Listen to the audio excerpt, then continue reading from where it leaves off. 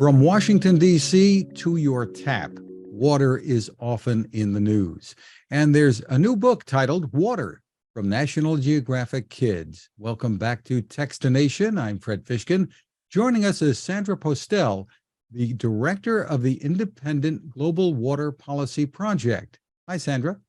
Good morning. Hi. Great to see you. Now, tell us first of all, what the Global Water Policy Project is about. Well, it's something I started, a long time ago, about a quarter century ago, to really focus on the big global water issues and regarding agriculture and environment and politics, and really try to help everyone understand how important water is to our overall well-being and security. And you've written a foreword for this new book for children on water. Tell us what your thoughts are, what's in this foreword, and about the importance of this book. Well, I'm very excited about this book. I was very fortunate to get to read it and then be invited to write the foreword for it.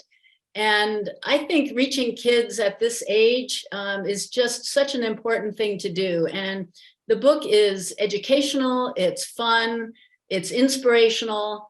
And I think the idea is to really get younger people and their families and communities, right, involved in doing something about our water challenges. And the book offers just so many different opportunities and ways to do that, to get educated and then to act. And so my foreword was really about how, I as a kid didn't really understand where the water in my community came from until much later.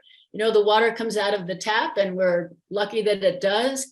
But then as you learn more about where our water comes from, you begin to get connected to it. And I think that's the wonderful thing about this book, is the connection, the education, the inspiration to get involved. And a lot of kids may not understand that depending on where you live, your water would come from different sources, right? Well, that's exactly right. We turn on the tap, and if we're fortunate, there is good, safe drinking water there. And where does that come from? And that's really the first question I think we should all ask ourselves. Do we know the source of our water? And in some cases, it'll be a river. In some cases, it'll be a reservoir. In some cases, it'll be a lake. And in some cases, where I grew up as a young person, it's underground in what we call an aquifer, the groundwater beneath our feet, literally. And so understanding that source is really our first point of connection, I think, with water. And understanding its quality, understanding, is there enough, and what can we do to conserve it and protect it? What are some of the more unusual facts or myths about water that you've discovered in your work? Well, I think one of the things that is quite astonishing, not only to me, but as I've gone around the world and talked about water, is just how much water it takes to make things we use and buy and eat every day. It's really quite astonishing, jaw-dropping, really. If we're an average American, it takes about 2,000 gallons of water to keep our lifestyles afloat. And most of that is in our diet, because it just takes a lot of water to grow the crops we need and so on. And if you think about just a typical cheese pizza, for example, that can take 330 gallons of water to make for one pizza. And so the upside of that is that there's so many things we can do, to reduce our so-called water footprint. If we throw away a piece of pizza because we took more than we really want to eat, we're throwing away 40 gallons of water. But we can just adjust and make sure we put on our plates only what we need and want to eat, right? So there's an upside to all of this waste, in a sense, because we can do something about it as we learn more about it. So that requires kind of a different way of thinking. People are wondering, well, gosh, I don't know a chef who uses that much water to make a pizza. But you're talking about all of the ingredients, growing the wheat, growing the tomatoes, feeding the cows to make the cheese, right? So you're talking about everything that goes into this. That's exactly it. Most of it is happening out in the field. It just takes a lot of water to grow, the forage that's fed to the cows, who are then milked to make the cheese. So a lot of it is happening in agriculture. When we look globally, 70% of all the water that we're using human society overall is using, 70% of that goes to agriculture to grow the crops that we eat.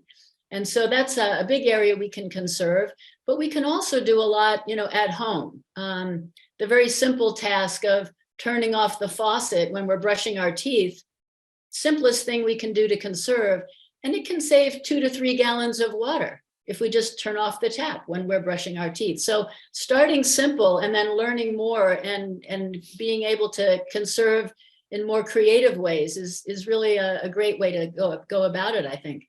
And simple things can be a little confusing. Do you wash your dishes by hand or do you put them in the dishwasher? I guess there are a lot of question marks people might have. There are a lot of question marks. I think it depends, how much water you have running when you wash the dishes in the sink. Typically, a modern dishwasher will be the much more water efficient way to go. I imagine some people, though, are quite careful how they wash dishes in the sink with a bowl of water and rinsing, but modern dishwashers are typically the more efficient way to go for dishwashing. And similarly, a shower, as long as we don't take a super long shower is usually more efficient than a bath, depending on how many minutes we're in the shower. Now, even after all of the rain and snow out west over this past winter, White House this week proposing cutting water allotments from the Colorado River. People might wonder, I thought we had a lot of rain. Yeah, and the Western water situation is getting more and more difficult to solve. And the government's report that came out this week really indicates that. The Colorado River supports 40 million people and 5 million acres of agricultural land. And there's 20 to 30% less water that's going to be in that river system because of climate change, right? And we're seeing what we call in the West now the aridification of the land. There's water being evaporated. Everything is thirstier because we're in drought. So the rain that does come gets sucked up by thirsty plants and soils. So less of it is running off to the reservoirs that supply everybody. And so we're going to have to think creatively about how we can use less water, but still have, healthy, productive lives in the Western United States. And we can do it, but it's going to take a lot of innovation and commitment and creativity.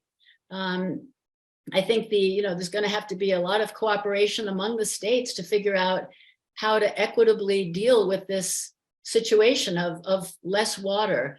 Already the Colorado does not reach the sea. And rivers are meant to reach the sea. It hasn't been reaching the sea for decades. And that situation is just going to get more challenging. So cooperation, working together, I think is where it's at. And I guess one season with lots of rain and lots of snow doesn't cure everything, does it? It doesn't, unfortunately. This year certainly helped. What happened in California, of course, we had terrible flooding this year. So there was the other side of climate change. We're going to experience climate change largely through the water cycle, if you think about it. We're going to have more severe droughts, more severe floods. And so adapting to that reality is really key. And you're absolutely right, Fred, that one season of more than normal rain is not going to get us out of this predicament in the Western United States. So this book is important to helping raise awareness among kids. Their parents pick it up too and get them involved here. The title again is Water from National Geographic Kids. Sandra Postel, where can we go for more information about your work?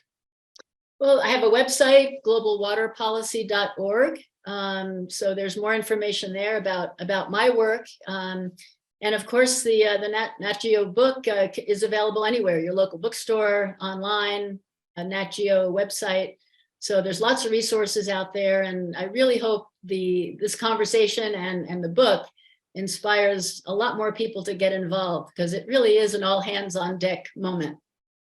Congratulations on your work. Thank you for it. And thanks for spending time with us. Thank you.